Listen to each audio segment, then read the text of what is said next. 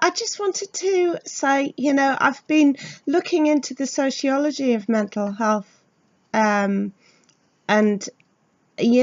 I realise that more women than men are traditionally thought to have suffered from mental health illnesses.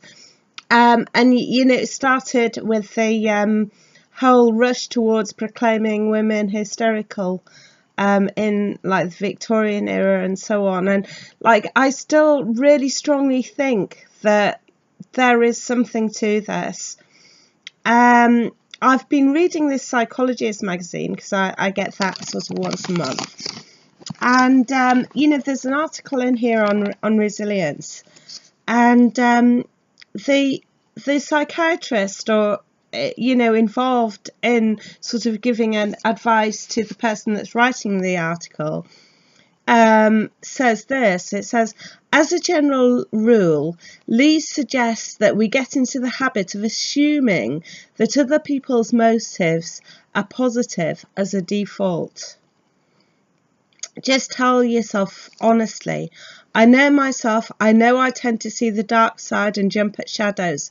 So from now on, I'm going to check if something is on the radar of other more objective people, he advises.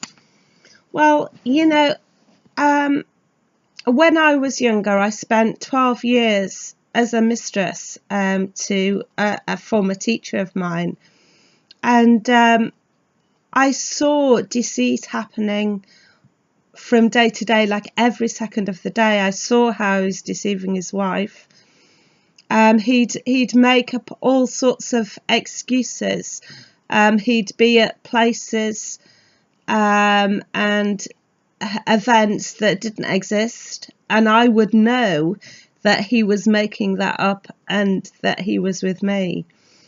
And like, I suppose that I didn't actually want him to leave his wife, and I was disgusted by the way he was treating her, but I felt at the time privileged to be someone who he could confide in, really, and that at least I knew what was going on rather than the one that was being made a fool of. But I realised since that I was being made a fool of as well. And it's not just this one person it's happened with. Like, I went out with someone next who would insist I'm not gay because he was bisexual. So like, I wasn't allowed to say that he was gay, and he would deny that he was gay because actually he was bisexual.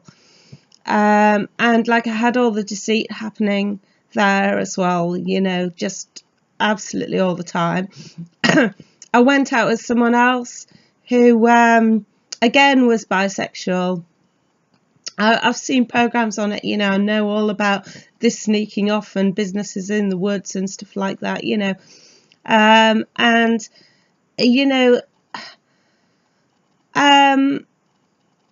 it's no wonder that I see things from the dark side, having been through these experiences. But once other people don't get it, other women as well, I think the men get it and decide to come down hard on me and say that I'm mentally ill for not being compliant and for having these suspicions, and as though it's something to do with me, but actually it's to do with my knowledge of their selfishness. And like, it's happened so many times in my life that I do know what I'm talking about, and I know that most women are probably being made fools of, and I personally don't want to be made a fool of, and I'd rather have suspicions and sort of actually see things how they probably really are than being made a complete fool of. Because like, I know that men have in the past taken delight out of making a fool out of me. I know that sounds very weird. I mean, I'll give you one example. The man who I was mistress to, he found himself having to go on holiday with his wife. But he didn't tell me, first of all, that he'd gone on holiday with his wife. He said that he was suffering from a stomach ulcer. And he allowed me to pour out a load of sympathy with him and say, oh, you don't understand, you're so insensitive, I have a stomach ulcer, and so on. And it turned out to be a load of rubbish. He'd never been told he'd got a stomach ulcer at all. The whole thing was invented to try and get me pouring out sympathy for him so that he could do whatever was required of him elsewhere.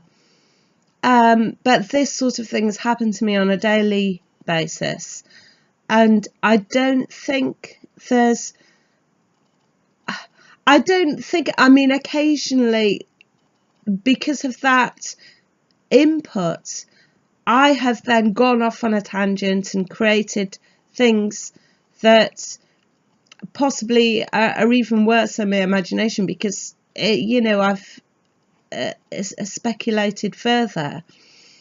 But I don't think I'm being unreasonable, given my experience, to be skeptical. And like I do like the way that men do confide in me, but for some reason because they know that now, because they know that people will doubt what I'm saying anyway, then they feel free to confide in me further. And I do like that, because I'd rather relate as a person, on a person-to-person level, than being carried away in some fictional world where, as I say, I'm being used or being made a fool of somehow. But like, it really hasn't got anything to do with mental illness. It's got something to do with the experiences I've been through, and my picture of the world through those experiences that doesn't accord to the conventional woman's compliant point of view. So I just thought I'd share that with you and let you think about that a bit. Okay then, bye for now. Bye.